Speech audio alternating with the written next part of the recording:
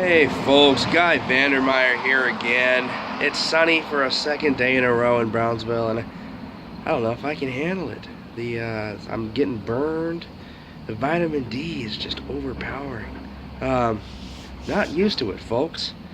I've been using this salve, the same little healing salve from the herbalist that my director and cohort Gary Wiley was always jealous of when I busted out and rubbed it on my lips.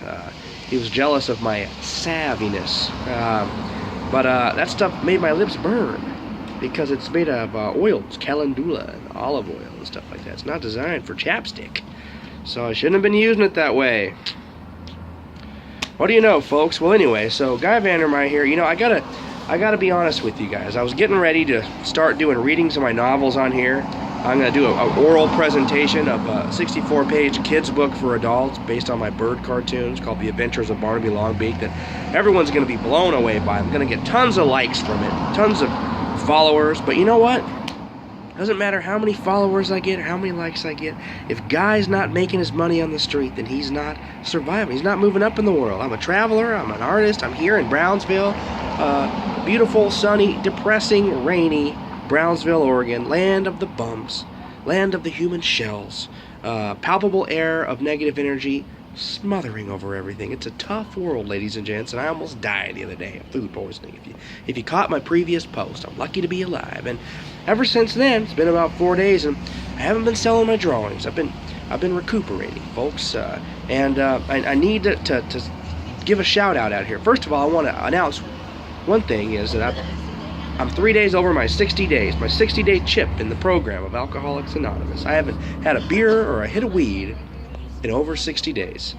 64 days to be precise, and it's a big step for Guy.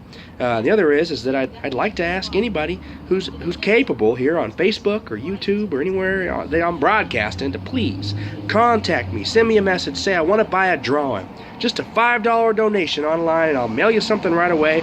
I'm always on point. I used to be on Etsy, but I never sold anything. I'm on Amazon with my novel, but nobody ever buys, and it just doesn't make sense, folks. I'm one of the most popular, successful street artists on the street, and that's because most street artists aren't successful at all. Every day I come out here and I have regular customers. I make $20 or $30 even in the winter. In the summertime, on the good days, if I was to work a 6-hour shift, I'd make over $100. And my art and my talent is beyond bounds. It's just unbelievable, just unfathomable. Now, really quick, before you decide to invest and help out Guy here, I'd like to tell you what I have, what's available. I have a series of beautiful, detailed black and white bookmarks based on my little folk art pen drawings. Ridgeline with trees, cabin with smoke blowing through the trees, and some of them even have geese flying through the beautiful sky. I also have original bookmarks done on art paper and colored pencil stipling. The colors of the sunset will blow your mind. I have 2 originals left on recycled brown taco bags with the tree frog imprint from the Rainforest Alliance certification still on there. You can't even tell the difference between the ink and the print.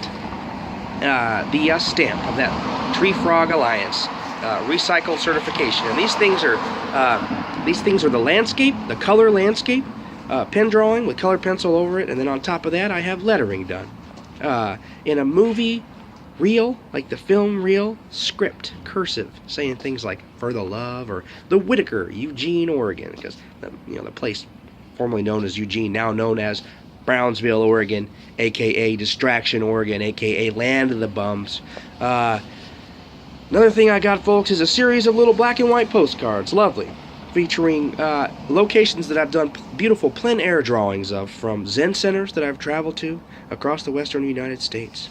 I have a series of greeting cards from different Zen centers, those plein air drawings I've drawn, and I have a series of full-size 11x17 quality prints of those similar drawings. Beautiful, detailed, plein air drawings that I sat there on location, used my natural talent, my gift to create for you guys, and that gift will burn out if I don't use it. Just like Jack told Rose in Titanic. That fire in you, Rose, that fire, don't let it burn out.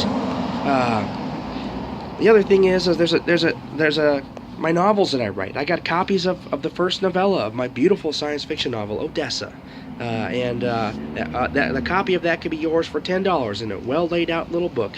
And if you like it, I can send you any more chapters online. There's 40 chapters already, folks. Those are the basic items I have available, and I'd really appreciate it if anybody could help me out, because I've been struggling here in the land of the bums, trying to make it. It's the land of the bums, the land of the hippies, an odd location. There's positives and negatives, just like everywhere. But until my director Gary Wiley gets back from vacation, and we somehow figure out how to restart the Should Be Has Been show, until the rain goes away permanently, until we get to Crypticon in May, I need to save money. I don't know how I'm going to make it, so I'm asking you, just consider reaching in your pockets, pulling out $5, $10 to donate for me, folks. Message me on Facebook to ask for prices, and I'm very reasonable. I like to say I offer fine art at discount prices, a quality product at a very reasonable price, and not many artists do that, folks. Another thing is, I'd like to say that when it comes to my novels that I write, most people think of a novel and they think of, you got to say what you say, tell the story, but not many people think of waxing poetic. You know, there's two ways to think of poetry. There's poetry, and there's poems, and then there's the poetry of a novel, waxing poetic. That means saying stuff like, the river shined like the diamonds around her neck, stuff like that, and basically I'm a master of that, folks. If you've ever read my novels, I throw those things in every now and then at just the right time, just like my favorite author, Raymond Feist. I know what to say and when to say it, and if you read between the lines, you might be touched, folks. You might get those heartstrings pulled going. Recently I've been reminded of a couple of lines from my novel, my first novel, Odessa, City of Gods, the first 6 chapters. And folks, I'm going to get up and unfortunately, I'm going to walk for a second here because I'm dealing with these huge vehicles. One of the symptoms, folks, in my opinion, of the downfall of the human race is these huge vehicles that go around. It's 2017 and we're still burning fossil fuels. Donald Trump is president, and all these people are yuppies and hippies, and everybody is burning exhaust, and they have bumper stickers on their cars that say "Save the Planet." Meanwhile, they're burning exhaust, and we're all breathing it, and it's a damn shame if you ask me. Anyway, so I got away from those buses. Thank you, Lord. And I'd like to tell you a couple of these lines from my first novel, and one of them is, William reminded himself to be grateful for how blessed he was with good health and bountiful amenities, while millions in the levels underfoot searched in trash heaps for food, and and those on the grassy knoll outside the palace wasted valuable time and energy indulging in self-defeating habits. And oh God, folks, I completely blew that line. But anyway, it reminds me of my life, and after this food poisoning experience, I've realized how precious my health is, and I'm going to ingest very little quantities of the most nutritious food.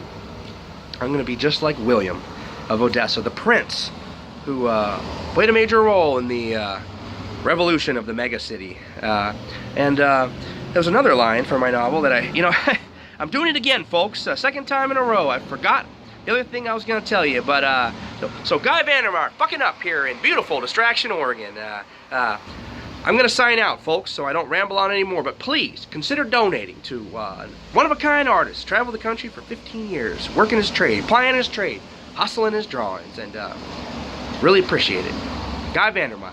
Peace out, folks. Thanks for listening.